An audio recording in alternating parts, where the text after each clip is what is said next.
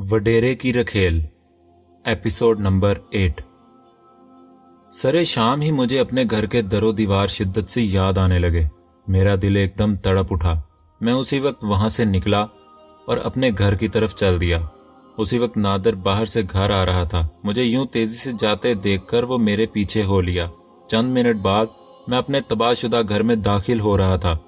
2-2.5 महीनों में ही मेरा घर ऐसे लगने लगा जैसे यहाँ भूतों का बसेरा हो।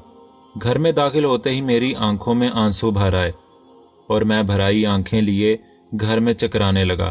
फिर जिस जगह मुझे आखिरी वक्त मेरी माँ जमीन पर घिसटती हुई मिली थी, वहां आकर मेरा ज़ब्त टूट गया। मैं बेख्तियार रो दिया।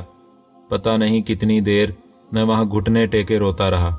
मुझे होश तब आई जब मुझे अपने कांधे पर किसी का हाथ महसूस हुआ।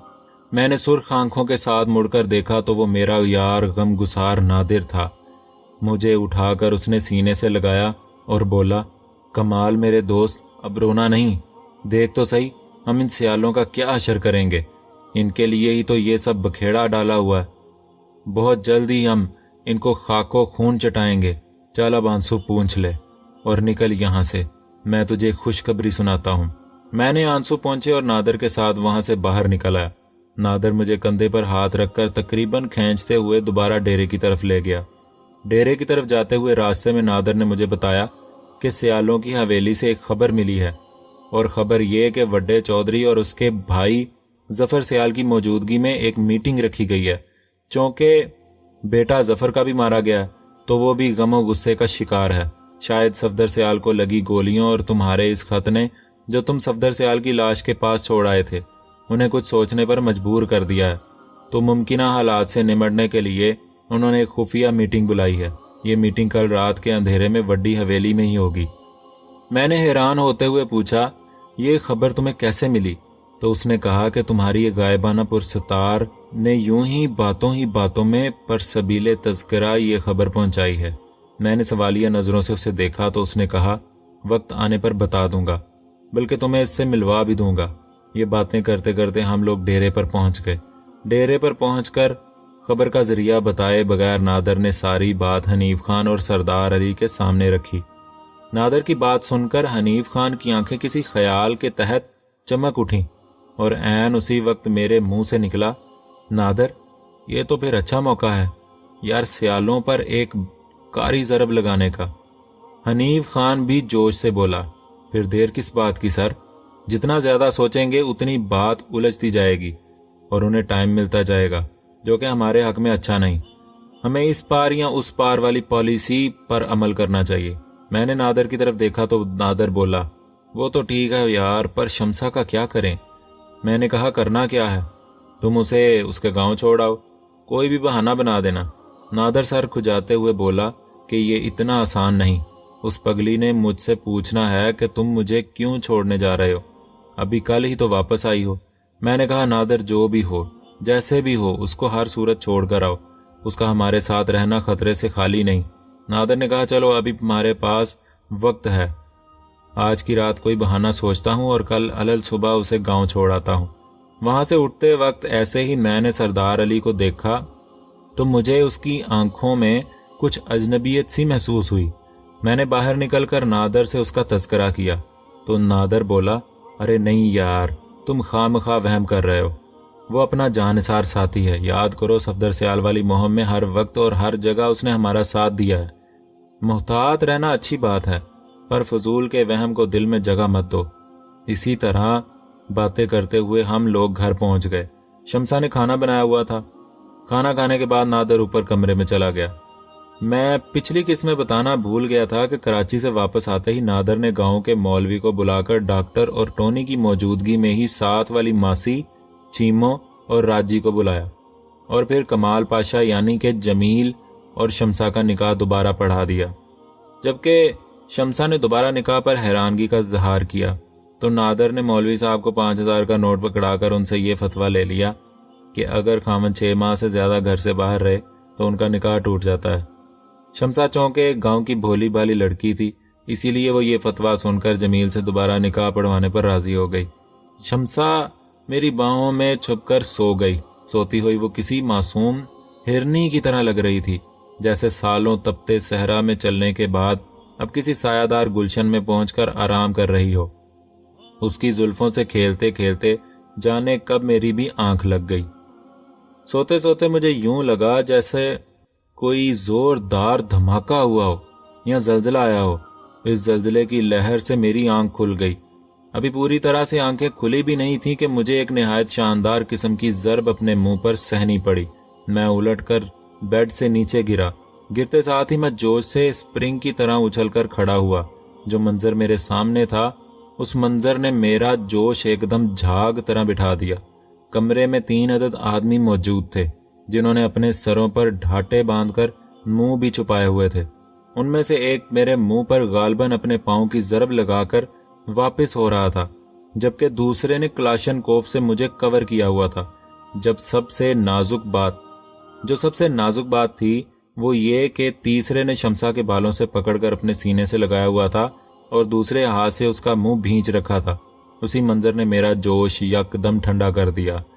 شمسا کی آنکھیں خوف سے پھیلی ہوئی تھیں اور وہ مچل مچل کر اس گنڈے کی گرفت سے نکلنے کی کوشش کر رہی تھی۔ میں نے اس گنڈے سے کہا، یہ معصوم ہے، اسے چھوڑ دو اور مجھ سے بات کرو، تم لوگ کیا چاہتے ہو؟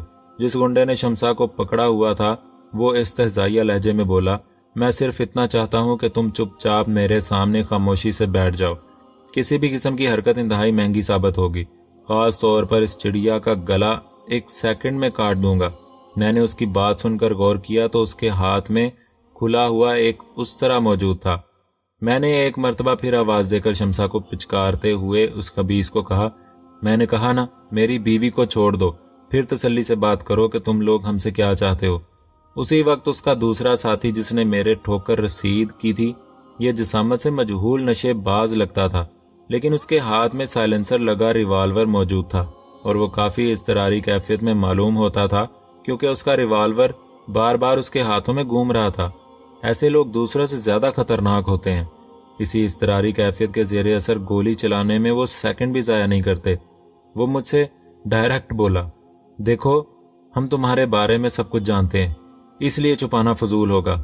چپ چاپ رقم ہمارے حوالے کر دو، ہم بنا کوئی نقصان پہنچائے یہاں سے واپس چلے جائیں گے۔ میرا دل تھوڑا سکون میں آ گیا کیونکہ میں سمجھ رہا تھا یہ سیالوں کے کارندے ہیں، لیکن یہ تو کچھ اور ہی معاملہ تھا۔ میں نے بیڈ پر بیٹھتے ہوئے غیر معمولی انداز میں سرہانے کے پاس ہوتے ہوئے پوچھا، کون سی رقم کی بات کر رہے ہو؟ میں تو مزدور آدمی ہوں۔ اسی وقت اس مجہول سے آدمی نے اپنا ہاتھ سیدھا کیا، ساتھ ہی ٹھک کی آواز ابھری اور بے آواز گولی بالکل میرے کان کے پاس سے گزر کر دیوار میں جا لگی۔ یہ دیکھ کر شمسا اس کے بازوؤں میں ہی جھول گئی۔ وہ خوف اور ڈر کی زیادتی کی وجہ سے بے ہوش ہو چکی تھی۔ میں نے اسے گرتے دیکھ کر ایک دم اٹھنے کی کوشش کی تو دوسرے آدمی نے شمسا کو زمین پر گراتے ہوئے اس کی گردن پر اس طرح رکھ دیا اور شفاف لہجے میں بولا کہ اگر ایک قدم بھی آگے بڑھایا تو اس بلبل کی گردن کاٹ دوں گا۔ میں نے کہا، رکو، میں پیسے دیتا ہوں۔ میں الماری کا پٹ کھولنے کے لیے ہاتھ بڑھایا تو نوجوان چیخا، خبردار، پیچھے ہٹ جاؤ، ہمیں کیا پاگل سمجھا ہوا ہے؟ چلو شاباش میرا منا، پیچھے ہٹ کر بیڈ پر لیٹ جا، الماری میں خود چیک کروں گا۔ میں چپ چاپ بیڈ پر لیٹ گیا۔ سرہانے کے ساتھ ہی بیڈ کے نیچے میرا لیوگر پڑا ہوا تھا۔ میں لیوگر اٹھانے کے چکر میں تھا، لیکن 2 قباحتیں تھیں۔ ایک تو وہ 3 آدمی تھے، اوپر سے اگر میں ذرا بھی ہلتا تو انہیں شک ہو جاتا، اس لیے میں مناسب وقت کے انتظار میں تھا۔ مجھے حیرت ہو رہی تھی کہ اتنا اٹھا پٹک کی آوازیں سن کر بھی نادر ابھی تک نہیں آیا۔ نوجوان نے الماری کھولی اور تلاشی لینے لگا۔ جلد ہی ساری رقم اس کے ہاتھ میں آ گئی۔ یہ وہ رقم تھی جو میں صفدر کی کوٹھی سے اٹھا لایا تھا۔ ہم نے پیسے گنے تو نہیں تھے، لیکن بلا شبہ وہ لاکھوں روپے تھے۔ پیسوں کی گڈیاں نکال کر اس نے بیڈ پر رکھیں۔ اس سارے وقت میں تیسرا آدمی کلاشن کوف سے مجھے کور کیے رہا۔ اب اس نوجوان نے میری ٹانگوں کی طرف بیڈ کے پاس کھڑے ہوتے ہوئے مجھے کہا، پیسے تو مل گئے، اب تم چھٹی کرو، ہم تمہیں زندہ چھوڑنے کا رسک نہیں لے سکتے۔ اور پھر وہ نہایت خباثت بھرے انداز میں شمسا کی طرف دیکھ کر بولا کہ اس بلبل کو تو ہم ساتھ لے جائیں گے۔ میرا دماغ تیزی سے بچاؤ کا طریقہ سوچ رہا تھا، پر مجھے کچھ سمجھ نہیں آ رہی تھی۔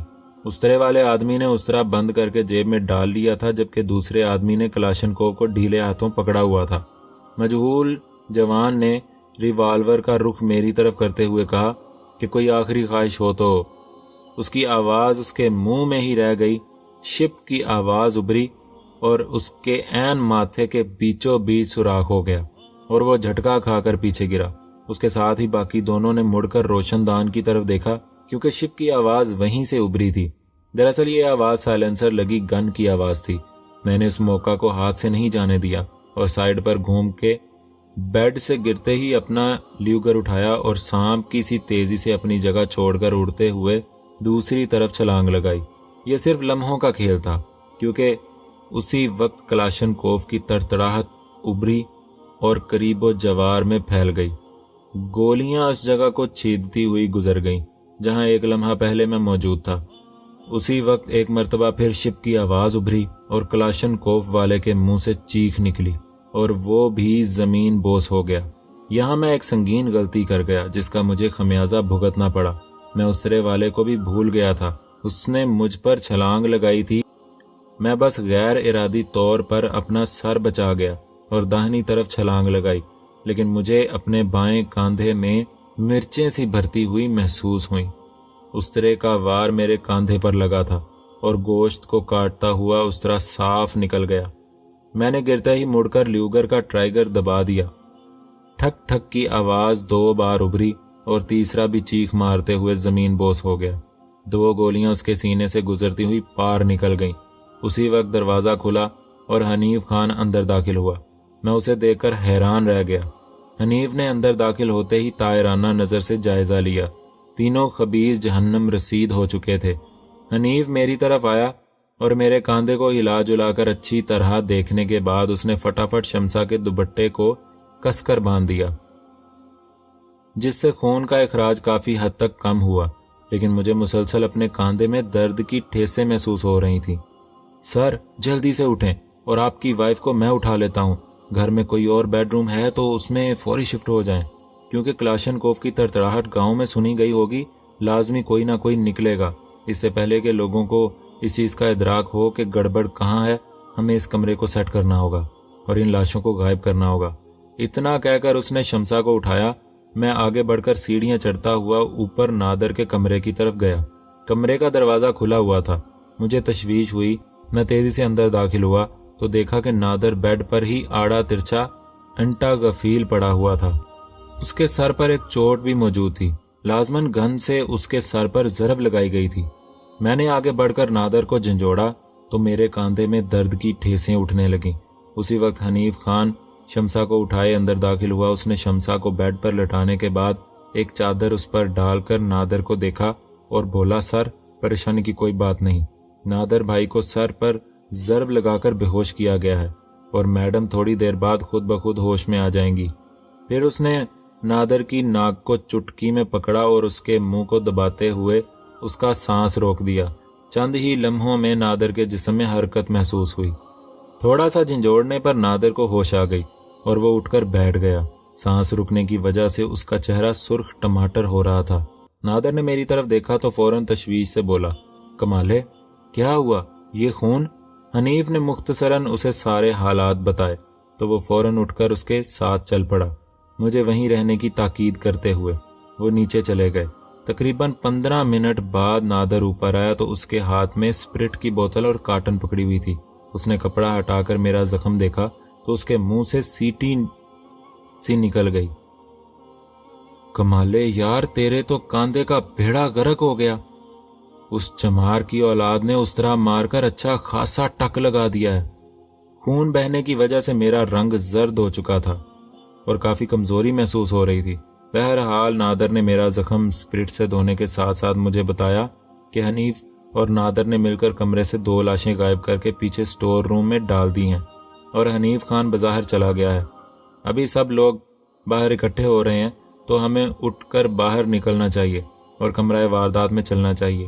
میرے زخم کو دھو کر نادر نے کارٹن رکھ کر پھر سے کپڑا باندھ دیا اور ہم دونوں اٹھ کر نیچے چل دیے۔ نیچے اس استرے والے بدماش کی لاش موجود تھی، ساتھ ہی کلاشنکوف بھی پڑی ہوئی تھی اور اس کا استرا لاش سے چند قدم کے فاصلے پر الماری کے ساتھ کھلی حالت میں زمین پر پڑا ہوا تھا۔ پیسے موجود نہ دیکھ کر میں نے نادر سے پوچھا تو اس نے بتایا کہ پیسے ہٹا دیے ہیں۔ چند منٹوں بعد گاؤں کے چند لوگ گھر میں داخل ہوئے۔ اور نادر ان کو سیدھا کمرے میں لے آیا۔ کیونکہ رات کا وقت اور گاؤں کا ماحول تھا تو کلاشنکوف کی تڑتڑاہٹ سورہ اسرافیل کی طرح گونجی تھی، اس لیے آس پاس کے لوگوں کو اندازہ تو ہو ہی گیا تھا کہ کہاں فائرنگ ہوئی ہے، اس لیے چند منٹ انہیں لگے لوگوں کو اکٹھا کرنے میں۔ اس کے بعد وہ ہمارے گھر پہنچ گئے۔ نادر نے انہیں مختصراً حالات بتائے کہ یہ 2 ڈاکو تھے اور جمیل یعنی مجھے لوٹنے کی غرض سے آئے تھے۔ جمیل اوپر والے کمرے میں اپنی بیوی کے ساتھ سو رہا تھا، مگر نادر کی آنکھ کھلنے پر اس نے ڈاکوؤں کو للکارا تو اسی وقت انہوں نے فائرنگ کر دی۔ جوابی فائرنگ میں نادر نے کلاشنکوف والے ڈاکو اپنے پستول سے مار گرایا، جبکہ دوسرا ڈاکو نادر سے گتھم گتھا ہو گیا۔ اسی وقت شور سن کر جمیل بھی نیچے اتر آیا اور نادر کی مدد کرنے کی کوشش کی تو اس ڈاکو نے پتہ نہیں کہاں سے اس طرح نکالا اور گما دیا، جس سے جمیل کو زخم آیا اور وہ گر گیا۔ نادر نے ٹانگ مار کر ڈاکو کو پرے دھکیلا تو وہ اٹھ کر فوراً بھاگ نکلا۔ چونکہ جمیل کو زخم بھی آیا تھا اور شمسا کی بھی فکر تھی، اس لیے ہم ڈاکو کا پیچھا نہیں کر پائے۔ لوگ ہم سے اظہار افسوس کرنے لگے اور ایک نے تو واضح کہا کہ چونکہ جمیل باہر کے ملک سے آیا ہے تو لازمی ڈاکو اس کی کمائی لوٹنے آئے ہوں گے۔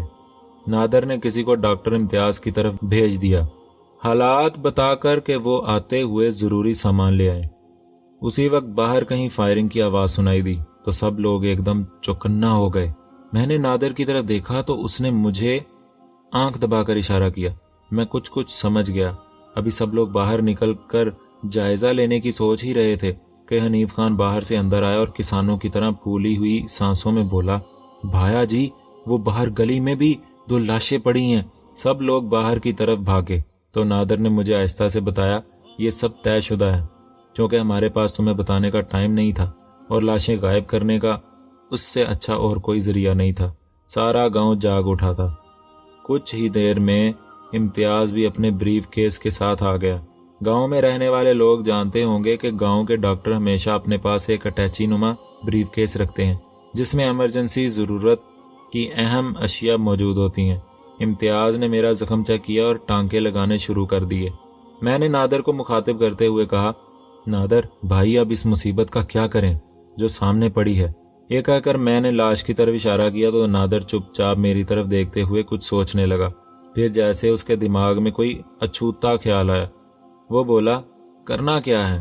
جمیل بھائی میں ابھی وڈے چودھری صاحب کو اطلاع کرواتا ہوں، ان کا بہت اثر و رسوخ ہے، وہ اس معاملے کو اچھی طرح سے دیکھ لیں گے۔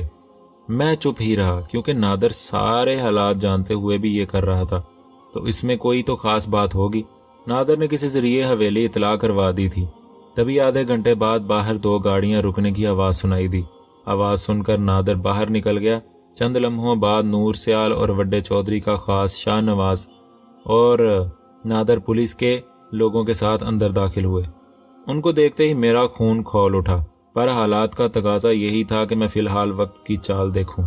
نادر نے انہیں ساری کہانی بلا جھجک بتائی اور اس لاش کو اپنے کھاتے میں ڈالتے ہوئے بتایا کہ کیسے اس نے ایک ڈاکو کو مار گرایا۔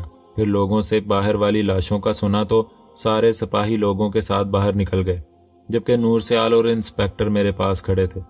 نور سیال نے سگریٹ سلگاتے ہوئے کہا کہ انسپیکٹر تم جانتے ہو تمہیں کیا کرنا ہے، بس اتنا یاد رکھنا کہ نادر چودھری صاحب کا خاص آدمی ہے، اس کو اس معاملے میں زیادہ نہیں گھسیٹنا۔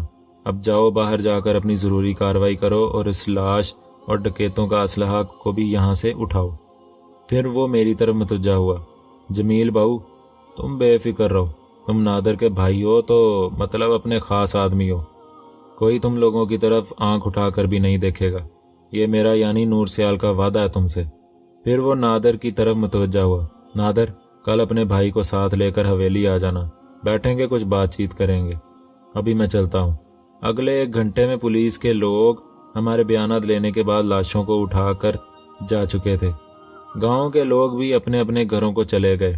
تب حنیف خان اور نادر میرے سامنے بیٹھ گئے اور حنیف خان نے بتانا شروع کیا کہ کیسے اس نے لاشیں گھر کی پچھلی دیوار سے باہر گرائیں اور اٹھا کر گلی میں ڈال کر چند ہوائی فائر کر دیے اور اسی طرح لاشوں کو بھی ٹھکانے لگا دیا۔ اسی وقت اوپر سے کسی کے تیز تیز قدموں سے سیڑھیاں اترنے کی آواز سنائی دی تو نادر تیزی سے اٹھ کر باہر نکلا۔ چند لمحوں بعد شمسا کو لیے ہوئے اندر داخل ہوا۔ شمسا کے گلے میں دوپٹہ نہیں تھا، شمسا کمرے میں داخل ہوتے ہی تیر کی طرح میری طرف آئی، جبکہ حنیف خان منہ پھیر کر کھڑا ہو گیا۔ نادر نے فوراً الماری سے چادر نکال کر شمسا کو دی۔ شمسا نے چادر سے اپنا آپ کور کیا اور میرے پاس بیٹھ کر رونے لگی۔ میں نے اور نادر نے مل کر اسے تسلی دی اور بتایا کہ وہ لوگ ڈاکو تھے، ہمیں لوٹنے آئے تھے، مگر خود لاشوں میں تبدیل ہو گئے۔ اب سب ٹھیک ہے، پولیس آ کر جا چکی ہے، تمہیں فکر کرنے کی کوئی ضرورت نہیں ہے۔ ہماری باتیں سن کر شمسا کی ڈھارس بندھی، مگر میرے کاندھے پر بندھی ہوئی پٹی دیکھ کر اسے تشویش ہوئی، تو میں نے فوراً اسے تسلی دی کہ صرف تھوڑی سی چوٹ لگی ہے، باقی سب ٹھیک ہے۔ مجھے تجسس تو تھا کہ حنیف خان سے سارے حالات جان لوں کہ وہ کیسے یہاں پہنچ گیا، لیکن شمسا بری طرح سے سہمی ہوئی تھی، اس لیے میں حنیف خان کو صبح ملاقات کا کہہ کے شمسا کو لے کر دوسرے کمرے میں چلا آیا۔ پھر کافی دیر تک شمسا کو تھپک تھپک کر سلانے کی کوشش کرتا رہا اور آخر کار وہ سو ہی گئی۔ میں نے رات کا بقیہ حصہ سوتے جاگتے نکال دیا۔ اگلے دن صبح نادر نے ناشتے کے بعد ساری بات بتائی کہ کیوں اس نے اس معاملے میں سیالوں کی مدد لی ہے۔ پہلی بات تو یہ کہ ہم اس وقت فی الحال اس پوزیشن میں نہیں تھے کہ اکیلے اس مسئلے سے نجات حاصل کر سکتے، اس لیے وڈے چودھری کا پولیس میں اثر و رسوخ کا کام آیا اور ہم بآسانی اس مسئلے سے نکل آئے۔ دوسری بات کمالے، میں چاہتا ہوں کہ ہم لوگ اسی بہانے تھوڑا سیالوں کے نزدیک ہو جائیں اور ان کے اندر رہ کر سرنگ لگاتے ہوئے اپنا کام کریں۔ ہم دونوں نہیں جانتے کہ سیال فیملی کہاں تک پھیلی ہوئی ہے اور ہمیں ان سے کیسے نپٹنا ہے، تو اپنا کام آسان کرنے کے لیے ہمیں ان کے اندر گھس کر ان کے ساتھ رہتے ہوئے ان کی آنکھوں میں دھول جھونک کر وہیں سے ابتدا کرنی ہوگی۔ اگر صرف سیالوں کو مار ڈالنا ہو تو وہ کوئی اتنی بڑی بات نہیں، آج ہی کرائے گئے بندوں کا انتظام کرتے ہیں اور 2-4 دن میں ان پر متواتر حملے کرنے شروع کر دیتے ہیں۔ آخر کب تک جیئیں گے؟ مر ہی جائیں گے۔ لیکن میرے بھائی، کیا اس سے ہمارا بدلہ پورا ہو جائے گا؟ نہیں کمالے، نہیں۔ ہم سیالوں کے اندر گھس کر انہیں ایسے نقصان پہنچائیں گے کہ ان کی آنے والی نسلیں بھی کسی سے پنگا لیتے وقت 10,000 بار سوچیں۔ اسی لیے تم سے بنا پوچھے میں اس معاملے میں سیالوں کو لے آیا۔ میں نے کچھ سوچتے ہوئے کہا، نادر یار، وہ بات تو ٹھیک ہے، لیکن ایک چیز مجھے تشویش میں مبتلا کیے ہوئے ہے کہ یہ رات کو کنجر کے پتر ڈاکو کہاں سے آ گئے، اور مانا کہ چلو آ ہی گئے تو وہ رقم لوٹنے کے بعد ہمیں مارنا کیوں چاہتے تھے، اور عین وقت پر حنیف خان کہاں سے ٹپک پڑا۔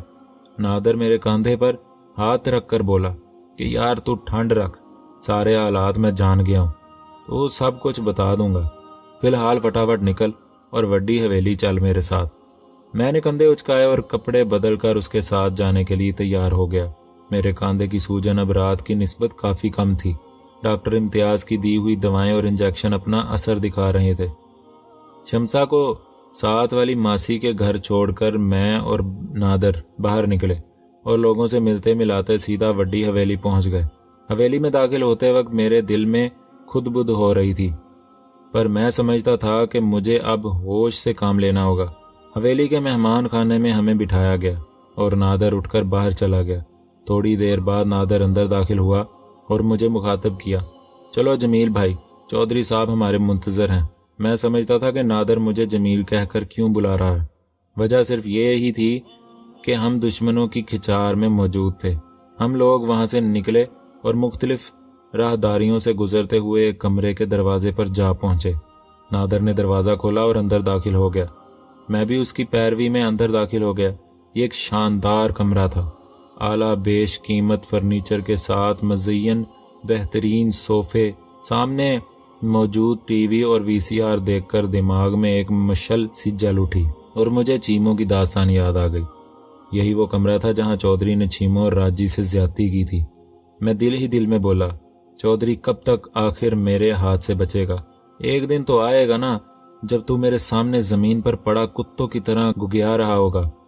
کمرے میں دونوں بھائی ظفر سیال اور مظفر سیال موجود تھے، جبکہ نور سیال بھی ایک طرف بیٹھا ہوا تھا۔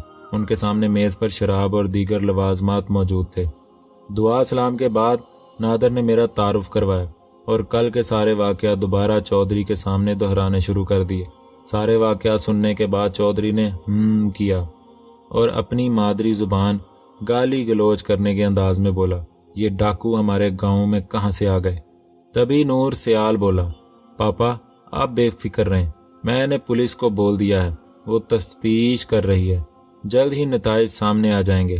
چودھری دھاڑتے ہوئے بولا، ویسے ہی جیسے کراچی کے نتائج آ رہے ہیں۔ پھر میری موجودگی کا خیال کرتے ہوئے چودھری چند لمحے خاموش رہا، پھر مجھ سے بولا، جمیل، تم نادر کے بھائی ہو اور نادر میرا خاص آدمی ہے، اس لیے میں چاہتا ہوں کہ تم بھی اس کے ساتھ ہی ہمارے پاس کام کرو۔ اس کا فائدہ یہ ہوگا کہ سب کو پتہ چل جائے گا کہ تم ہمارے آدمی ہو، پھر کوئی تمہاری طرف آنکھ اٹھا کر نہیں دیکھے گا۔ میں نے اس بات میں سر ہلا دیا تو اچانک جیسے اس کے بھائی ظفر سیال کو کچھ یاد آیا تو وہ مجھے مخاطب کرتے ہوئے بولا، جمیل، کیا تم ڈرائیونگ کرنا چاہتے ہو؟ تو اس سے پہلے کہ میں بولتا نادر نے جواب دیا کہ چودھری صاحب، جمیل بھائی سعودیہ میں کمپنی کی گاڑیاں ہی تو چلاتے تھے۔ تو بس ٹھیک ہے، پھر طے ہوا کہ آج سے تم میری بیٹی شبینہ کے محافظ ہوگے۔ بظاہر تم اس کے لیے گاڑی چلاؤ گے، لیکن اصل میں تم اس کی حفاظت کرو گے۔ دراصل اس نے اندر باہر آنا جانا ہوتا ہے، تو اس کے لیے ایک ڈرائیور کم محافظ کی ضرورت ہے۔ میں نے اس بات میں سر ہلا دیا۔ کچھ دیر وہاں بیٹھنے کے بعد ہم لوگ وہاں سے اٹھ کر گھر کی طرف چل پڑے۔ راستے میں نادر مجھے موڑ کر ڈیرے کی طرف لے گیا۔ ڈیرے پر حنیف خان سے ملاقات ہوئی تو حنیف نے دعا سلام کے بعد ہمیں بیٹھنے کی جگہ دی۔ میں نے پوچھا، ہاں بھائی حنیف خان کیسے ہو؟ تو وہ نظریں جھکاتے ہوئے بولا، میں ٹھیک ہوں سر، لیکن میں کل رات والے واقعے پر بہت شرمندہ ہوں۔ اس سب میں میری اپنی غفلت ہے جو میں وقت پر آگاہ نہیں ہو سکا۔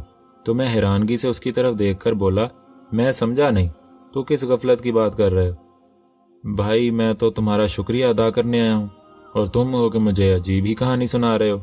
حنیف نے الجھن زدہ نظر سے نادر کی طرف دیکھا تو نادر نے کہا، نہیں حنیف، ابھی تک اس کو کسی بات کی خبر نہیں۔ میں سوالیہ نظروں سے دونوں کو دیکھتے ہوئے اکتاہٹ سے بولا، ارے یار کیا پہلیاں بجھا رہے ہو؟ صاف اور سیدھی بات کرو نا کہ مسئلہ کیا ہے۔ تو نادر نے کہا، حنیف تم خود ہی بتاؤ۔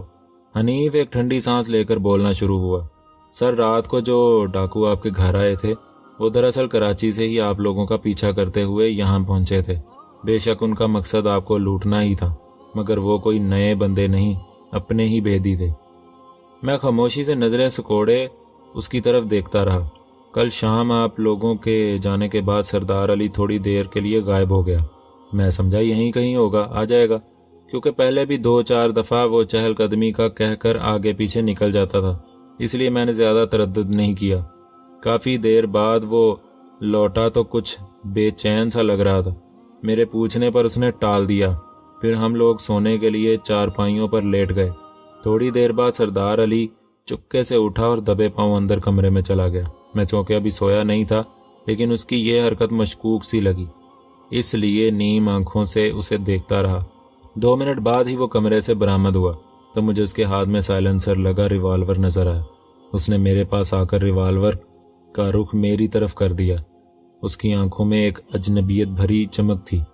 میں نے فوراً حرکت میں آنے کا فیصلہ کیا اور لیٹے ہی لیٹے اپنی داہنی ٹانگ اٹھا کر زور سے ریوالور والے ہاتھ پر ماری تو ریوالور اس کے ہاتھ سے نکل کر کہیں دوسری طرف جا گرا اور میں اس سے گتھم گتھا ہو گیا۔